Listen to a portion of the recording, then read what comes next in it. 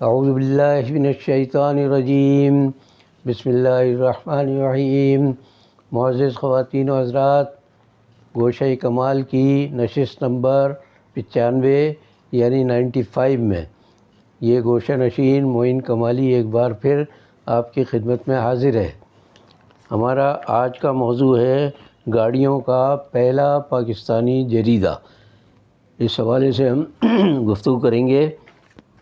میں 2-3 بار بتا چکا ہوں کہ سرکاری ملازمت میں ہونے کی وجہ سے سیاسی اخبارات اور رسائل یا جرائد میں کام کرنا میرے لیے زیادہ عرصے تک ممکن نہیں تھا۔ اسی وجہ سے مجھے جسارت کے بعد تکبیر سے علیحدہ ہونا پڑا۔ اس کے بعد میں نے جو تجربات کیے مختلف چھوٹے موٹے اخبارات و رسائل میں، جرائد میں، تو اس میں بہت زیادہ کامیابی حاصل نہیں ہوئی اور جگہ جگہ ہمیں پھرنا پڑا اور بدلنا پڑا اداروں کو۔ تو چھوٹے اداروں کی جو تجربات ہیں یہ بھی اور جاری ہیں۔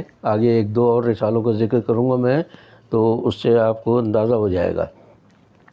نئی نسل کو یعنی اپنے نئے ساتھیوں کو ایک بات یہاں کہنا چاہتا ہوں کہ آپ اگر کسی ادارے میں، اچھے ادارے میں جمے ہوئے ہیں تو تھوڑے سے پیسوں کی خاطر یا لالچ کی وجہ سے آگے جانے کی کوشش نہ کریں۔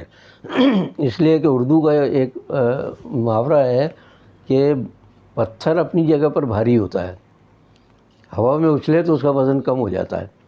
تو کہنے کا مقصد یہ ہے کہ اگر آپ کے ادارے آپ کے ساتھ اچھا سلوک کر رہے ہیں، اچھے پیسے بھی مل رہے ہیں، تو تھوڑے زیادہ پیسوں کی خاطر یا تھوڑے بڑے منصب کی خاطر آگے جانے کی یا وہ ادارہ چھوڑنے کی کوشش نہ کریں، تجربہ نہ کریں۔ یہ ایسے تجربات اکثر کام ہوتے ہیں، کبھی کبھی کامیاب بھی ہو جاتے ہیں، لیکن اکثر۔ تو اب میں نے یہ سوچا تھا 15 روزہ جمہوریہ سے علیحدگی کے بعد، پھر ڈیٹالاگ کا اس سے پہلے کا تجربہ تھا، تو میں نے سوچا تھا کہ اب میں اپنا رسالہ خود ہی نکالوں گا۔ کوشش کرتا ہوں میرے جو تجربات ہیں ان کی روشنی میں شاید کچھ نہ کچھ کر سکوں میں۔ چنانچہ میں نے اپنے خیالات کے گھوڑے دوڑانے شروع کیے، نیا میدان تلاش کرنے کی کوشش کی کہ مجھے کوئی ایسا موضوع ملے، ایسا میدان ملے کہ جس میں اب تک کسی نے کوئی کام نہ کیا ہو۔ میری عادت ہے عنوانات اور موضوعات ہمیشہ نئے تلاش کرنے کی کوشش کرتا ہوں میں۔ تو میں نے جب نظر ڈالی اپنے تمام اخبارات و جرائد جتنے پاکستان میں تھے، تو مجھے محسوس ہوا کہ جس طرح کمپیوٹر کا پاکستان کا پہلا رسالہ نکالا اور میں اس کا ایڈیٹر ہوا، اسی طرح ضرورت ہے پاکستان کو گاڑیوں پر کسی رسالے کی۔ گاڑیوں سے مراد کاریں، موٹر سائیکلیں اور اس طرح کی تمام جو آٹوز کہلاتی ہیں، تو ان پر میں نے سوچا کہ میں رسالہ نکالوں۔ ظاہر ہے کہ ان موضوعات پر رسالے عام طور پر انگریزی میں ہوتے ہیں، اردو میں کم پذیرائی ہوتی ہے، اشتہارات بھی انگریزی اخبارات کو زیادہ ملتے ہیں، رسائل کو زیادہ ملتے ہیں اور زیادہ پیسوں پر ملتے ہیں۔ تو میرا یہ جو تصور تھا کہ میں ایک ایسا رسالہ نکالوں جو پاکستان میں گاڑیوں کا پہلا رسالہ ہو۔ چنانچہ میں بڑے فخر سے کہہ سکتا ہوں آج کہ چاہے وہ پرچہ ناکام ہوا میرا، لیکن ڈیٹالاگ کی طرح جو کمپیوٹر کا پہلا پاکستانی رسالہ تھا، آٹوگراف، تو اب یہ نیا رسالہ یہ تو میرا اپنا ہوگا، جس کا میں ہی سمجھ لیں چھوٹا موٹا مالک سمجھ لیں، ایڈیٹر سمجھ لیں۔ تو مطلب یہ کہ خود ہی سارا کام کرنا پڑے گا زیادہ۔ تو میں نے اب نام بتا دیا غلطی سے، پہلے آٹوگراف نام رکھا تھا میں نے۔ آٹو کے درمیان میں ڈیش، خالی آٹوگراف کہیں تو اس کا مطلب تو دستخط ہوتے ہیں، لیکن آٹو موبائل یعنی خودکار گاڑیاں جن میں موٹر سائیکلیں، کاریں، ہر قسم کی گاڑی، وہ آٹو موبائل کہلاتی ہے۔ تو میں نے چونکہ آٹو موبائل پر رسالہ نکالنے کا سوچا تھا، تو میرے ذہن میں یہ بڑا اچھا نام آیا کہ آٹو تو ہو گیا اس کا رسالے کا یا گاڑیوں کا حصہ، اور گراف جو ہے اس کو عام طور سے، گراف کے معنی ہوتے ہیں نقشہ نویسی یا کچھ لائنیں بنانا، کسی طرح سمجھانا، وضاحت کرنا، تو وہ، اور اس کو آخر میں آپ تحریر کہہ سکتے ہیں۔ تو گراف تحریر کے معنوں میں بھی ہوا۔ تو وہ تحریر جو گاڑیوں کے بارے میں ہو، اس کے لیے میں نے آٹو گراف نام رکھا۔ اللہ کے فضل سے بڑا پسند کیا گیا اس نام کو۔ تو اب یہ تھا کہ کمپیوٹر کی طرح، بہرحال میں کہہ سکتا ہوں کہ پاکستان کے پہلے کمپیوٹر رسالے کی طرح پہلے آٹو رسالے کا بھی میں ہی ایڈیٹر رہا، اور میری محنت اور کاوشوں سے لوگوں کو شعور اس طرف بھی حاصل ہوا۔ بعد میں ایک بات میں بتانا چاہتا ہوں کہ بعد میں ڈیٹالاگ کے طرح ایک رسالہ قافلہ تھا، رابطہ نامی ایک رسالہ انہوں نے نکالا تھا انگلش میں۔ ظاہر ان کے وسائل بہت تھے، لیکن وہ ہمارے اس کا مقابلہ نہیں کر سکتا تھا جو ہم نے کمپیوٹر کا رسالہ نکالا تھا ڈیٹالاگ۔ وہ بہت اس معاملے میں بہت پیچھے تھا وہ، حالانکہ رابطہ والوں کے وسائل کا تو آپ تصور بھی نہیں کر سکتے کتنا پیسہ تھا ان کے پاس۔ تو اب رہا مسئلہ کہ اب رسالہ نکالنا آسان کام نہیں پاکستان میں، کہ اس میں کوئی سیاسی اغراض و مقاصد تو شامل نہ ہو جائیں۔ عام طور سے ڈکلیریشن لینے میں اس زمانے میں تو بہت ہی مشکلات تھی، انہیں ڈر لگا رہتا تھا کہ کسی نام سے کوئی رسالہ نکالے گا اور پھر حکمرانوں کو اور جتنے بھی ادارے ہیں بدعنوان ادارے ان کی ٹانگیں کھینچنے لگیں گی یہ۔ تو میں نے چونکہ آٹوگراف پر ایک ذہن بنایا تھا تو میرے لیے ڈکلیریشن لینا بہت زیادہ مشکل نہیں تھا، لیکن ایک بات بتا دوں میرے پاس سرمایہ اتنا تھا کہ ایک BC ڈالی تھی میں نے، اس کے کچھ پیسے تھے میرے پاس، تو سمجھ لیں کہ بندر کے ہاتھ میں ہلدی آ گئی تو اس پہ اچھل رہا۔ تو میں نے کہا بھائی اپنا رسالہ نکالتا ہوں، بہت تجربات کر لیے دوسروں کے ساتھ کام کر کے۔ تو خیر میں نے ڈکلیریشن کے لیے جب کوشش شروع کی تو پتہ چلا کہ اس میں پولیس کی انکوائری اور پولیس کی طرف سے کیریکٹر سرٹیفکیٹ ہوگا، یعنی میرے اخلاق و کردار کی سند دیں گے کسی تھانے کے لوگ۔ تو یہ تصور ہی میرے لیے بڑا مضحکہ خیز تھا کہ تھانے اور کچہری اور پولیس کا ادارہ جتنا بدنام ہے ہمارے ملک میں، ہمیں ان سے اپنے کردار کی سند لینی تھی۔ اب مجبوری تھی قانونی، تو اب جب میرا تو اس طرح کے معاملات میں ذہن کام کرتا ہی نہیں ہے، تو میں سوچتا رہا۔ پھر ہمارے ساتھی تھے AH خانزادہ، آج تو بہت بڑی شخصیت ہے وہ، اس زمانے میں جسارت میں وہ کرائم رپورٹر تھے۔ میں نے ان سے عرض کیا، میں نے کہا بھائی خانزادہ صاحب، میں ڈکلیریشن کا مسئلہ ہے، تھانے کچہری سے تو میں بہت دور بھاگتا ہوں، میں قریب نہیں جاتا، آپ میری مدد کے لحاظ میں آ جاؤں گا۔ وہ آئے، انہوں نے تھانے کا بریگیڈ تھانہ شاید لگتا تھا وہ، تو بریگیڈ تھانے کا انہوں نے مجھے پتہ دے دیا کہ آپ وہاں جائیے گا، میں بھی پہنچ جاؤں گا۔ میرے پاس موٹر سائیکل تھی، میرے گھر کے قریب لائنز ایریا میں رہتا تھا میں، جو قریب ہی تھا تھانہ میں چلا گیا۔ اب اس تھانے کا احوال سنیے، بڑا دلچسپ۔ میں جیسے تھانے پہنچا، خانزادہ صاحب بھی پہنچے، وہ تو کرائم رپورٹر والوں کا تعلق پولیس تھانے سے بہت ہوتا ہے۔ تو خیر ہم دونوں پہنچے، انہوں نے ہمیں بٹھایا، اور وہ ایک پولیس اہلکار نے آواز لگائی، ارے بھائی ان کے لیے چائے لاؤ، بسکٹ لاؤ۔ اور تھوڑی دیر میں چائے اور بسکٹ آ گئی، بسکٹ بھی آ گئے اور چائے بھی آ گئی۔ کہ بھائی بڑا خوش اخلاق عملہ ہے، آج کل تو بڑی عزت ہوتی ہے لوگوں کی تھانوں میں۔ تو ہم نے پھر اور جو آس پاس بیٹھے تھے ان سب کے لیے آئی چائے اور بسکٹ۔ اب ہم نے کھا لیا آرام سے۔ کھانے کے بعد دلچسپ بات یہ ہے کہ تھوڑی دیر میں وہ لڑکا آیا، بہرا جسے کہتے ہیں، وہ آیا کہ صاحب پیسے دیجئے، اور وہ پولیس اہلکار نے ڈانٹ کے بھاگ جا، ابھی تھوڑی دیر میں آنا، ابھی فرصت نہیں ہے، بعد میں آنا۔ پھر چکر لگایا اس نے۔ تیسری بار جب وہ آیا ہے تو مجھے اندازہ ہو گیا کہ یہ ان سب کی ملی بھگت ہوتی ہے، طے شدہ پروگرام کے تحت وہ لڑکا آتا ہے بار بار اور پولیس والا بھگاتا ہے، اصل پیسے ہمیں دینے ہیں۔ چنانچہ میں نے جیب سے پیسے نکال کر پوچھا اس سے کتنے پیسے، اس کو پیسے دے دیے، وہ پیسے لے کے چلا گیا۔ اس کے بعد ہمیں سکون ہو گیا، یعنی تھانے کے کسی شخص نے یا آس پاس جو بیٹھے ہوئے جنہوں نے کھایا تھا ان میں سے کسی نے بھی تکلفاً بھی یہ نہیں کہا کہ بھئی آپ کیوں دے رہے پیسے، ہم دیتے ہیں۔ اصل میں انہیں ہم سے ہی دلوانے تھے پیسے، اور اس پر باقی سارے لوگوں کو بھی چائے اور تواضع کرنی تھی، ان کو بسکٹ وغیرہ سے۔ تو خیر پیسے کی کوئی اتنی اہمیت نہیں، اگر اس زمانے میں 10-20 روپے لگ گئے ہوں، لیکن یہ اخلاق و کردار دیکھ کر میں حیران رہ گیا کہ عجیب لوگ ہیں، جو بھی چلائے اس سے کچھ نہ کچھ لینا ہے۔ تھانے کا کلچر یہی ہے ہمارے یہاں پاکستان میں، اب تھوڑی سی تبدیلی آئی ہے۔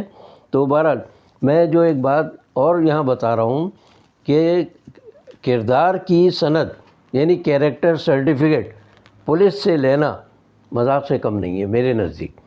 تو اسی طرح گزشتہ سال میری بیٹی مکہ جا رہی تھی، تو اس کے لیے بھی یہ شرط تھی کہ وہ کیریکٹر سرٹیفکیٹ لائے قریبی تھانے سے۔ تو سنا میں نے، بیٹی نے مجھے بتایا، یقین مانے مجھے ہنسی آ گئی کہ کیریکٹر سرٹیفکیٹ اور پولیس سے، کہتے بھائی اب تو قانونی مجبوری ہے، لانا تو پڑے گا. تو خیر میں اس کے ساتھ گیا. تو اس کا دوسرا مثبت یا پازیٹیو پہلو یہ ہے کہ اس میں بالکل ذرہ برابر ہمیں تکلیف نہیں ہوئی. بڑی خوش اخلاقی کے ساتھ انہوں نے سارا کام کیا. جو وقت مقرر کر کے انہوں نے دیا تھا کہ فلاں دن آ کر لے جائیں، اس میں البتہ ایک دن کی انہوں نے تاخیر کی کہ صاحب ہم کیا کریں، آئے نہیں آگے سے.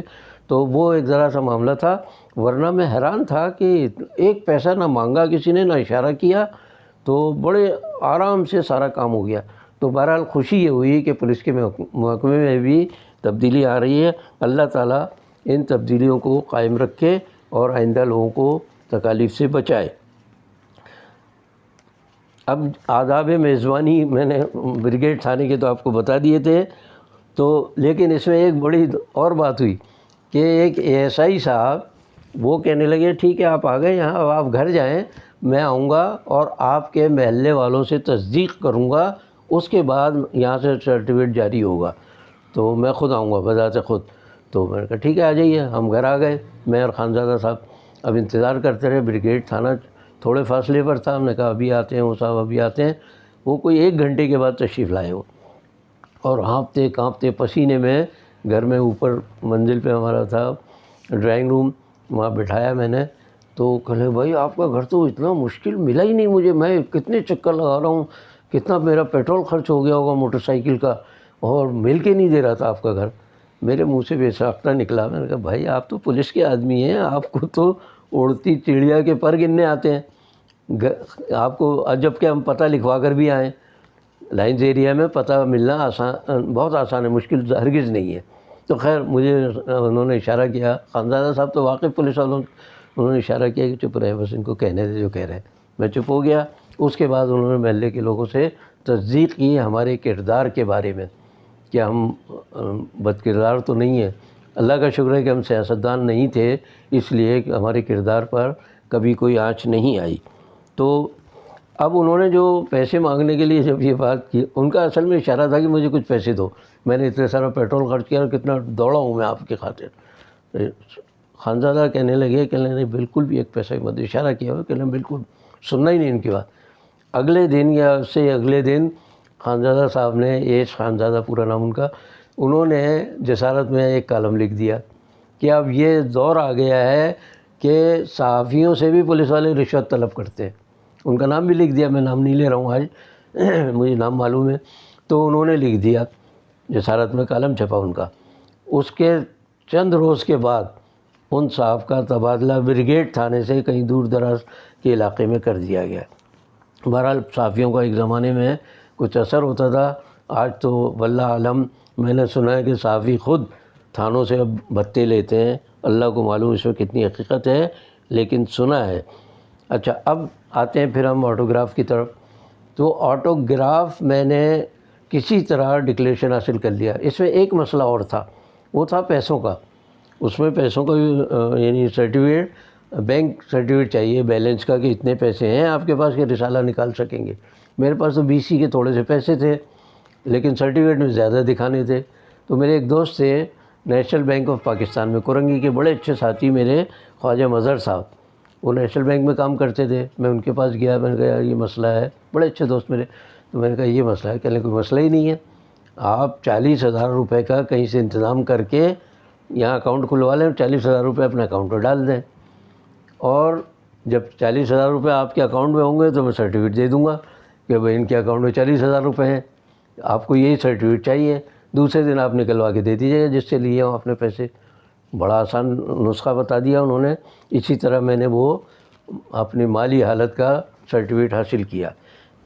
اب ہمیں جب مل گیا ڈکلیریشن کسی طرح، اب مسئلہ میرے ساتھ وہی کہ ڈیٹالوگ میں جس طرح مجھے کمپیوٹر کی ABC نہیں آتی تھی، اسی طرح گاڑیوں کے بارے میں میری معلومات کا حال صاف لفظوں میں بتا رہا ہوں کہ میرے پاس ہونڈا 70 موٹر سائیکل تھی، اس کے بارے میں مجھے کچھ معلوم تھا. باقی کاریں اور جتنے برانڈ آتے ہیں ان کے موٹر سائیکلوں کے، ان کے مجھے ذرہ برابر کسی کے بارے میں. میرا بھانجا دور سے دیکھ کے ماموں وہ گاڑی فلاں برانڈ کی گاڑی آ رہی ہے، وہ ٹویوٹا فلاں ایڈیشن ہے اس کا. میں حیران ہوتا تھا کہ یار یہ دور سے کیسے پہچان لیتا. میں گاڑیوں کا رسالہ نکالنے جا رہا ہوں لیکن میری معلومات صفر. وہی بات کہ ڈیٹالوگ بھی صفر معلومات کے باوجود کامیاب ہوا. اسی طرح اس پر بھی مجھے یقین تھا. تو میں نے تلاش کیا کہ ایک آدھ آدمی تو بیگ پہ میرے پشت پر ہونا چاہیے ایسا جو واقفیت رکھتا ہوں. ڈھونڈتے ڈھونڈتے مجھے ایک شہزاد صاحب ملے جن کا نام تھا محمد شہزاد. وہ کسی بڑی کاروں کی کمپنی میں کام کرتے تھے. کورنگی روڈ پر جو ڈیفینس کا علاقہ ہے وہاں ان کا شو روم تھا. خیر میں ڈھونڈتے ڈھونڈتے شہزاد صاحب کے پاس پہنچا, اپنا پورا تخیل پیش کیا ان کے سامنے کہ ایسا رسالہ نکالنے کا ارادہ ہے. تو بڑے خوش ہوئے. ان کے مضامین اخبارات میں آتے تھے آٹو انڈسٹری پر, اور ٹی وی کے بھی کچھ پروگرام میں نے ان کے دیکھے تھے. اس لیے مجھے خیال آیا کہ شہزاد صاحب سے مدد لی جائے. میں جا کے اپنا جو پروگرام بہت خوشی ہوئے, اور نام سن کر تو اس قدر خوشی ہوئے کہ بھائی آپ نے نام بڑا اچھا سوچا ہے. تو بہرحال انہوں نے مدد کا وعدہ کیا, اور جب تک وہ رسالہ نکلتا رہا انہوں نے اس عہد کو نبھایا اور میرے ساتھ پورا تعاون کیا, پوری مدد کی, اور ہم اس طرح رسالہ نکالنے میں کامیاب ہو گئے. اس کے اگلے مراحل پر انشاءاللہ آئندہ نشست میں گفتگو کروں گا. آپ برائے کرم میرے چینل کو سبسکرائب کریں, لائک کریں, شیئر کریں. باقی بشرط زندگی باقی.